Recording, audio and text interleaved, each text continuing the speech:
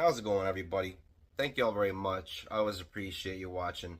I'm Orlando Ruiz Jr. Welcome to another classic movie review.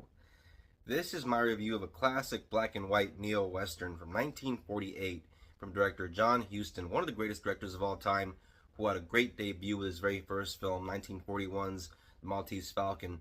And many of his films could be considered some of the greatest ever made, like this one right here from 1948, starring the great Humphrey Bogart, The Treasure of the Sierra Madre.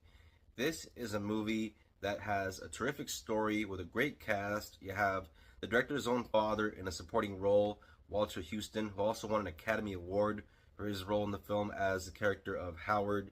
You also have Tim Holt in this movie. Based on the 1927 novel of the same name written by B. Tavern, this movie focuses on the character of Fred C. Dobbs, played by Humphrey Bogart, as a downtrodden, very world-weary, grizzled, down on his luck, bumming around kind of guy who's hanging around Mexico, just scraping around.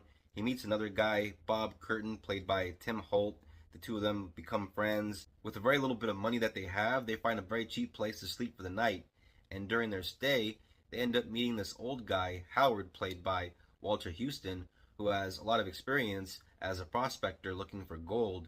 And he talks and talks about the good side of it, the bad side of it, what it does to people and all that. While talking about his experiences mining for gold, Howard brings up how it changes people and changes good men into bad men and what it can do to a person.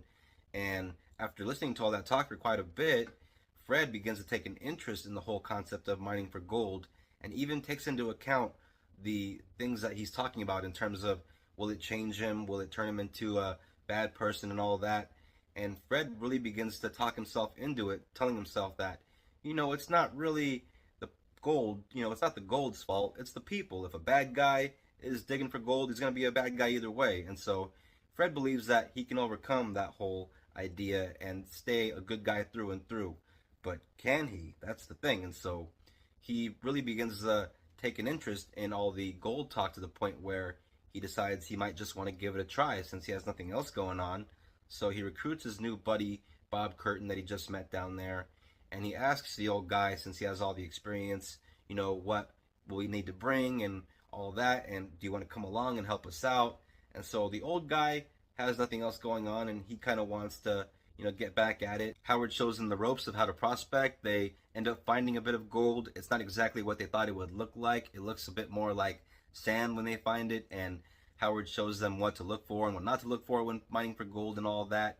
And after a while, some serious trust issues begin to emerge, mainly from Fred's paranoia, because he really thinks that somebody's out to take his every now and then. There are moments where Fred thinks that Bob is trying to do him dirty at one point, and there's a moment where he even thinks that Howard, the old guy, might be trying to double cross him, and it gets a little bit hairy every now and then, and sometimes there are moments where they have to prove to Fred that they're on the level. They're not trying to backdoor him or anything. After a while of living in the mountains, mining for gold, you see the passage of time as you see their beards get thicker and their hair gets longer. And when they feel like they've had enough gold shoved into their little sacks all filled up, they decide to call it quits and head back to civilization. But keeping the gold isn't always as easy as coming across it. The old guy, Howard, saves the life of a little Mexican boy that's about to die.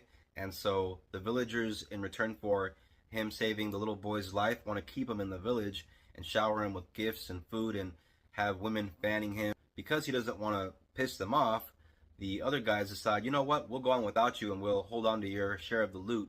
And even though the old guy Howard is kind of suspicious of that, he knows that there's nothing he can do about it. And so he's like, all right, I'll see you guys down there at the rendezvous. And even though Bob is all about being honorable, Fred has no intention of giving him his share of the loot. At the very start of the film, even though Bogart's character Fred looks all dirty and seedy and is really down on his luck, he still gives the impression like he could be a good guy on the up and up, and not the kind of guy that's gonna stab somebody in the back, because of the way he befriends Bob early on and the way he recruits Howard to come and join them on their little gold hunt. But again, the gold, like Howard talked about in the beginning of the film, it does change a person, and this movie shows how that can slowly turn a guy from being a decent, okay kind of guy to a real scumbag. Humphrey Bogart wasn't just one of the greatest movie stars of all time, but a guy that had serious range as an actor. He was in so many great films, played many iconic and memorable roles in movies like In a Lonely Place, Casablanca, of course, The Maltese Falcon, you had The Caine Mutiny, you have Key Largo, To Have and Have Not, The Big Sleep. It goes on and on.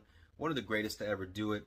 But this film right here might just be his greatest performance. And I know that those are big words, but I'm sticking to that. I think this is the best he's ever been. And I know that he has an Academy Award winning performance with The African Queen, but for me, this tops them all. He is terrific in this movie, so entertaining from beginning to end. Actor Tim Holt is also great in this movie as the character of Bob Curtin, a very likable character. And of course, Walter Huston is very, very memorable in this movie as the character of Howard in an Academy Award winning performance, deservedly so. John Huston has a little cameo in there. Whenever I see John Huston in a movie, though, I can't help but get mad at the guy because of the part that he played in 1974's Chinatown, where he played one of the most evil bastards I've ever seen in a movie. But the guy was a great filmmaker, that's for sure.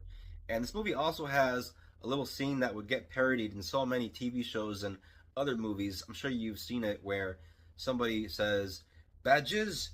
We don't need no stinking badges." Yep, that's from this movie. So yeah, very iconic and memorable moment. Because of the very masterful editing, the cinematography, and because of the real locations, after a while you feel like you're there with them in the dirt, in the mud, in the mountains, looking for gold, getting all dirty, because it's a very immersive experience. If you're a cinema lover, I recommend you look for this one. You don't want to miss out on this. This is a great film. You can find this movie on streaming, but you guys know me, I'm a hard copy kind of guy. Here is my copy of the film right here on DVD. As you can see there is Humphrey Bogart's mug front and center, and a couple of small images from the movie there, kind of peppered in the sides. But yeah, The Treasure of the Sierra Madre, 4-star classic. Don't miss out on it. It's a great film. Thank you all very much for watching this classic movie review. I always appreciate it. If you're into the classics, if you're into movies, if you're into this kind of thing, subscribe, hit the bell for notifications on more reviews from me coming out very soon. Please don't forget to comment, share, like, always helps out the channel. If you're a returning viewer, thank you very much for all your views and support. I always appreciate it. And look out, my top 10 Val Kilmer movies list is coming out very, very soon.